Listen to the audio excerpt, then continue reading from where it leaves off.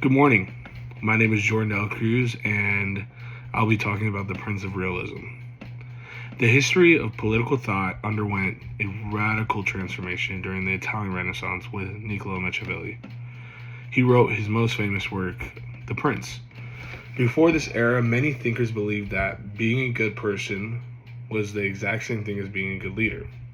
However, Machiavelli disagreed. He argued that the harsh reality of the world requires a ruler to be more practical than a holy person, or than a holy, to quote him. Today I want to discuss how Machiavelli's departure from traditional morality, specifically the ideas of St. Augustine, created the foundation of modern political theory, or realism. To understand Machiavelli's harsh advice, we have to look at the environment and his view of human nature. Machiavelli was born in 1469 in Florence, Italy, during a time where there was constant warfare. This is also in between city-states. As a diplomat himself, he had a front row seat to how power actually works in the real world. Unlike philosophers who wrote about ideal kingdom, Machiavelli focused on the city of man, the secular world where the survival is the only goal.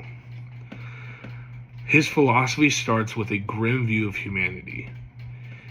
He famously wrote that men are ungrateful, fickle, pretenders, ranters, cowards, and greedy. Because of this, people are fickle term, Machiavelli believes that a leader cannot rely on being loved. Love can only be broken by when things are difficult, and fear is held together by dread of punishment, which at the time, in his eyes, it never failed. This leads to one of the most important concepts, the redefinition of virtue. Traditionally, virtue meant being kind and honest. For Machiavelli, virtue means political prowess, or the flexibility to adapt to any situation. He uses this famous analogy of the lion and the fox.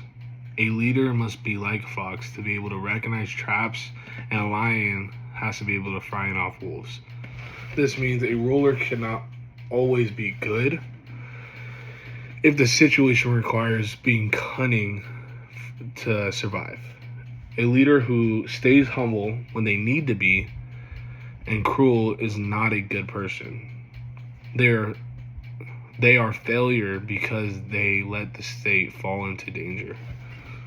We can see how radical this is by contrasting with Augustine of Hippo. Interestingly, both thinkers agree that humans are naturally broken and sinful, but Augustine believes that we must use a Christian belief or lifestyle to restrain our nature and achieve peace. He argues that an evil act committed to save the state still stains the leader's soul. Machiavelli, though, completely rejects this. He believes that there's no higher divine court that matter than to survive and make sure the state succeeds, where Augustine wants to just restrain human nature through morality. Machiavelli wants to exploit human nature through power. In conclusion, Machiavelli shifted the focus of politics from how we ought to live, quoted, to how we actually live, which is also quoted. By looking through the realist lens, he showed that survival of a state often requires on a leader to step outside of the bounds of traditional morality, whether we agree with them or not.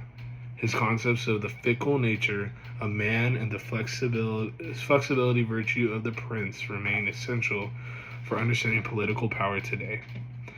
Thank you so much for watching, and have a good day.